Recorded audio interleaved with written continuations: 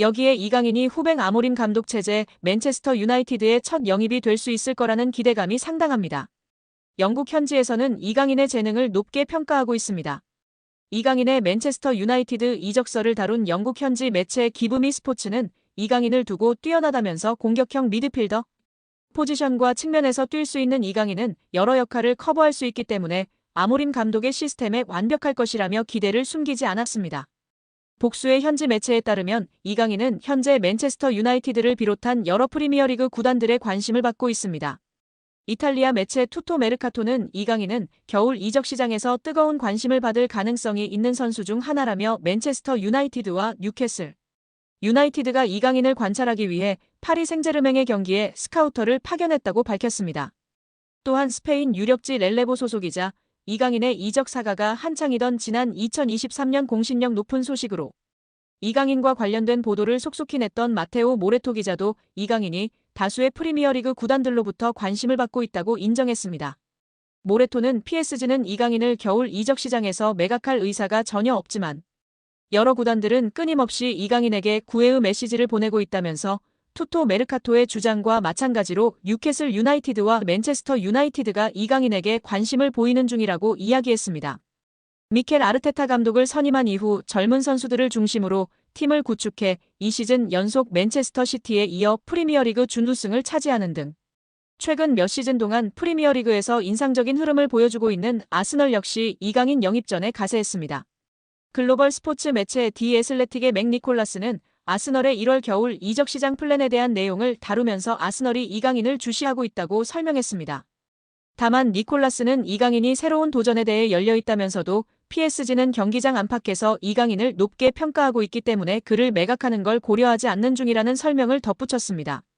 표면적으로만 보면 이번 시즌 리그 테이블 2위 자리에서 리버풀의 뒤를 맹추격하고 있는 아스널로 이적하는 그림이 더 나아 보이지만 현지에서는 강등권과의 승점 차가 단 7점에 불과한 13위 맨체스터 유나이티드로 이적하는 것이 이강인에게 어울릴 거라고 생각하는 듯합니다. 영국 매체 기브미 스포츠는 맨체스터 유나이티드는 1월 이적 시장 기간 동안 PSG의 공격수 이강인을 영입하고 싶어하는 프리미어리그의 두 구단 중 하나라며 알레한드로 가르나초와 마커스 레시퍼드의 인기가 크게 떨어지면서 후배 아모림 감독은 새로운 공격 옵션을 찾고 있으며 이강인이 완벽한 선택이 될 수 있다면서 이강인이 맨체스터 유나이티드에 어울리는 영입이 될 수 있을 거라는 의견을 냈습니다.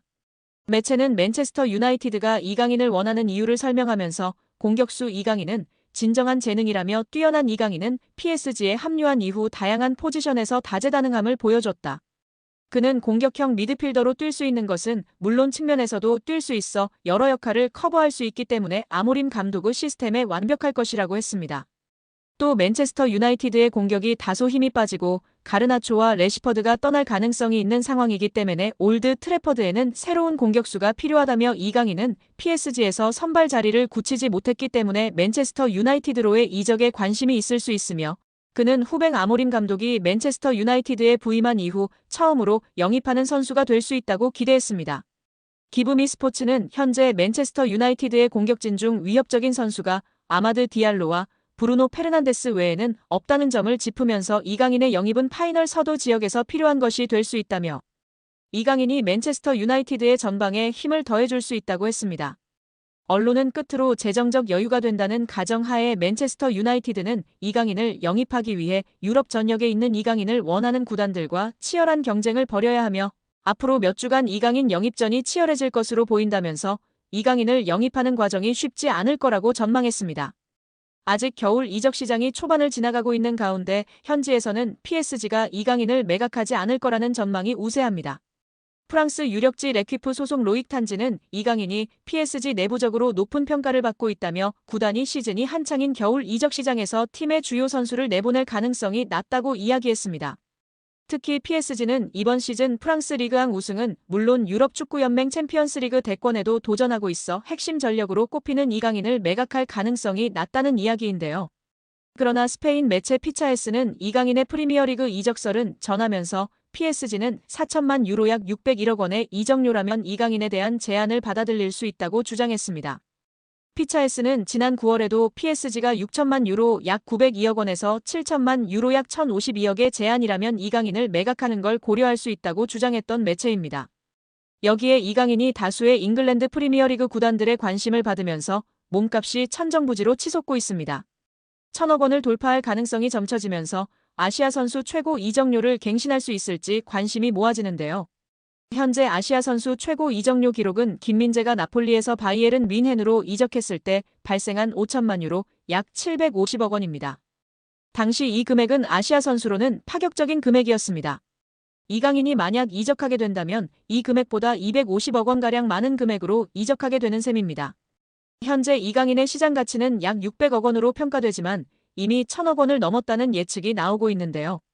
프랑스 풋메르카토는 과거 EPL팀이 이강인의 이적을 위해 파리 생제르맹에 7천만 유로, 약 1,046억 원의 이적료를 제시했다고 전했습니다. 그때 당시에는 소수의 구단들이 경쟁했다면 지금은 더 치열해진 게 사실입니다. 당연히 이강인의 이적료는 급증했을 것이란 게 업계 중론입니다. 현재로서 이강인과 연결된 구단은 아스널, 맨체스터 유나이티드, 아틀레티코 마드리드, 뉴캐슬 유나이티드, 노팅엄 포레스트, 토트넘 등이 있습니다. 자본력이 있는 구단이 대다수인 만큼 충분히 가격 경쟁이 가능한 구도입니다. 이강인은 아시아 시장 마케팅 효과까지 가져올 수 있는 선수기 때문에 1,000억 원은 B클럽 입장에서 부담되는 가격이 아니라는 의견이 대다수입니다.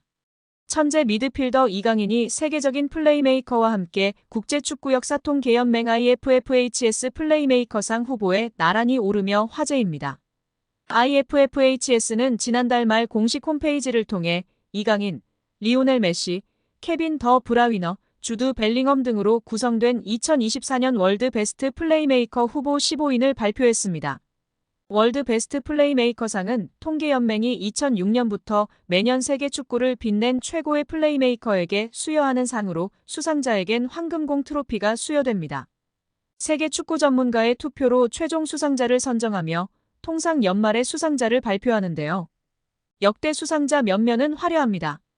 메시가 통산 최다인 5회 수상했고 사비 에르난데스가 4회, 더 브라위너가 3회, 안드레스 이니에스타가 2회 수상하며 메시의 뒤를 이었습니다. 지네딘 지단, 카카, 토니 크로스, 루카 모드리치 등이 한 차례씩 수상했습니다. 더 브라위너는 지난해 시상식에서 181점을 받으며 100점을 받은 메시를 81점 차로 따돌렸습니다. 베르나르도 실바가 78점으로 3위에 올랐습니다.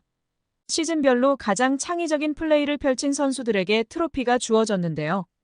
이런 전설들이 수상한 플레이메이커상 최종 후보에 이강인이 뽑힌 것만으로 큰 의미가 있다는 평가입니다. 통계연맹은 최근 2시즌 이강인이 공격 포인트뿐 아니라 프랑스 리그안과 유럽 챔피언스 리그에서 선보인 드리블 돌파 찬스 메이킹 등의 능력을 높이 평가한 것으로 보입니다. 이강인은 올 시즌 챔피언스 리그에서 키패스 11개를 기록하며 전체 공동 4위를 질주하고 있는 상황입니다. 또한 프랑스 현지 150만 대형 축구 유튜버도 이강인만이 파리에서 공격적인 전진 패스를 하는 유일한 선수라며 극찬을 아끼지 않았습니다. 그는 개인 방송에서 이강인이 엄청나게 좋은 킬패스를 찔러주지만 그것을 골로 마무리할 수 있는 선수가 없다며 안타까워했습니다.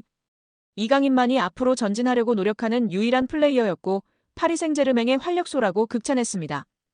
여기에 축구 통계 매체 풋몹에서 리그앙 1위를 달성한 이강인 선수의 소식을 전했습니다. 풋몹에 따르면 이강인은 20일 기준 프랑스 리그 1에서 큰 기회를 가장 많이 창출한 선수 빅찬스 메이커 1위로 올라섰습니다. 풋몹 통계에 따르면 이강인은 이번 시즌 리그앙에서 지금까지 총 11개의 기회를 창출해 가에탕 페랭과 함께 빅찬스 메이킹 공동 1위에 올라 있습니다. 그런 가운데 이강인은 도움 3개, 페랭은 5개를 기록 중입니다. 이강인은 올 시즌 PSG 핵심으로 활약하고 있습니다. 18경기 중 11경기를 선발, 7번을 교체로 출전했습니다. 6득점 3도움이라는 인상적인 활약을 보여주고 있습니다. 풋몹에 따르면 이강인은 6골로 팀 내 최다 득점 3위입니다. 또 득점과 도움을 합친 최다 공격 포인트도 9개로 3위입니다. 이어 팀 내 가장 많은 기회 창출을 만들어준 선수도 1위는 이강인입니다. 또 PSG 팬 선정 8월 이달의 선수, 이달의 골 8월, 11월까지 수상하며 팬들의 사랑도 많이 받고 있는 상황입니다. 천재 미드필더 이강인이 세계적인 플레이메이커와 함께 국제축구 역사통계연맹 IFFHS 플레이메이커상 후보에 나란히 오르며 화제입니다.